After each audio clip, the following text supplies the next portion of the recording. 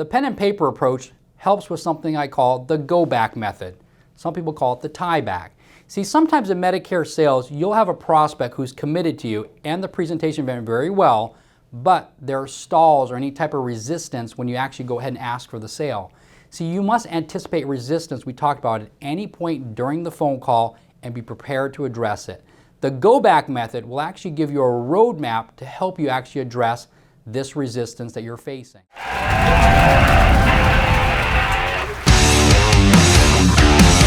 Never take the adversarial approach with a stall or any type of resistance. So you never want to debate or argue with the prospect. We've talked about that. Or the call is over. Even if you're right, it doesn't matter. See, you will never convince someone that you're the solution to their problem by debating or arguing with them. If the prospect senses that you're offended by their resistance or stall, it makes it all about you and actually not about them. Let's talk about some examples of an adversarial approach to a stall or any type of resistance. Here's a classic line from a lounge act that will derail the close. I spent all this time going over this with you and I don't understand what's holding you back. This is the lowest price in your area for a Medigap supplement plan. You will not find a better price out there. See, as you read this common response that I've heard from sales agents, the word I should just jump right out from the page. The lounge act is making it all about them and not about the prospect. Let me read that again. I spent all this time going over this with you and I don't understand what's holding you back. This is the lowest price in your area for the Medigap supplement plan. You will not find a better price out there. Hopefully this second time around, you've heard it and you've heard the I. Here's a sales tip for you. Sell on value, not on price. See, the lounge act usually makes the mistake of selling on price instead of on value. See, what if the salesperson took this approach instead when they encountered the stall that we just went over earlier? Lisa, I was listening to you when you mentioned that you travel a lot. I wrote down, Lisa, that you like to visit your sister in Wyoming and you have your daughter and your grandchildren live right outside of Baltimore, Maryland. See, by going over what you've discovered in the fact find and what we discussed during the presentation, you're then selling the problem and not the solution. You are not arguing with the prospect when they stall or they give you any resistance. You're actually going back over the fact find and the discovery process and you showing to the prospect that you're actually listening to them. The number one reason people don't like talking to salespeople, we've discussed this a little bit earlier, is they do not listen. See, when a stall presents itself, the salesperson also has the same problem with the prospect. They feel like the prospect is actually not listening to them. That creates a major problem because now you have both the prospect and the salesperson that feel that they're not being listened to at the end of the phone call. The prospect during this phone call may have actually been nexting you. If the prospect starts to give you a stall when you ask for the sale, going back over the fact find shows that you were actually listening to them. See, it's okay if the prospect did not hear every word that you said during your presentation or your performance. They could have been nexting you or momentarily got distracted when you were going over something that was very important for them. Give them the benefit of the doubt and actually go back over your discovery. So you can't expect the prospect to be an expert in Medicare. See, a common mistake in Medicare sales is that the salesperson thinks that if they go over the process just one time, the customer should be an expert, just like them. You must keep in mind that this is the very first time that your prospect has actually gone over this with you.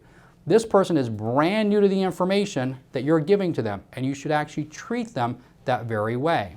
You are an actor in Medicare sales. You should treat every phone call as an individual performance to a whole new audience. So your mindset should be to give the very best of yourself to help move the audience, to help move your prospect. You are an actor in Medicare sales, and you must have that same approach on every single phone call.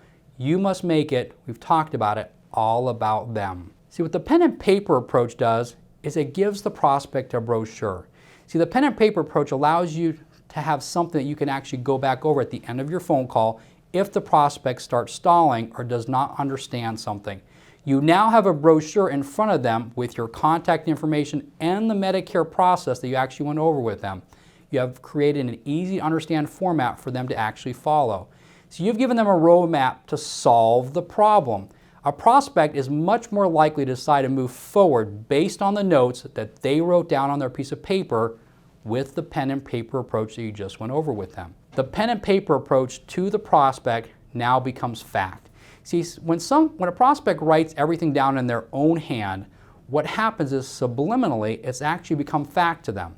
You've accomplished what you've said you were going to do by making Medicare as simple as 1, 2, 3 for them.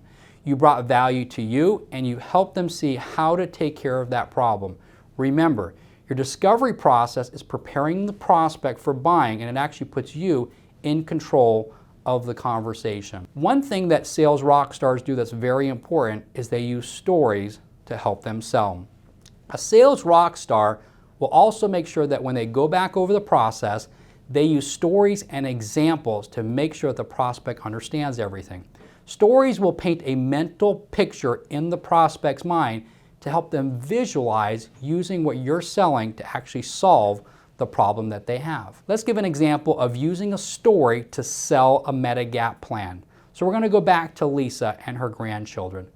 So here's what a sales rock star can do. Lisa, let's talk about when you see your doctor and grandchildren in Maryland.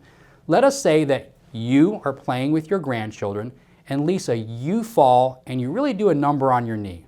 Well, since you're away from home, how important would it be, Lisa, if you did not have to worry about that added stress of networks, referrals, or prior authorizations to address the problem with your knee?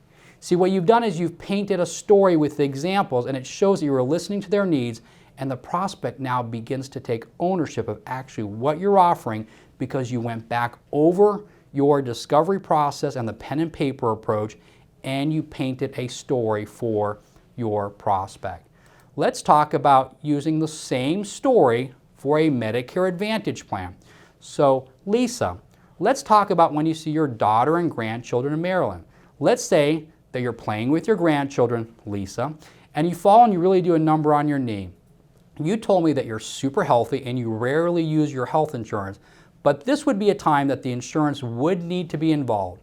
Since you're away from home, how important is it to you to know that you're going to have a PPO network, Lisa, and not have to worry about the added stress of networks or referrals to address the problem with your knee?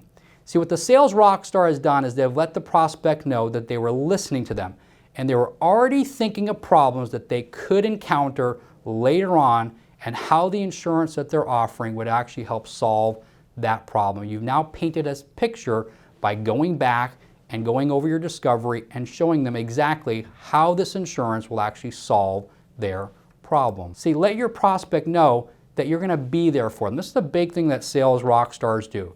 So let's give an example of Lisa.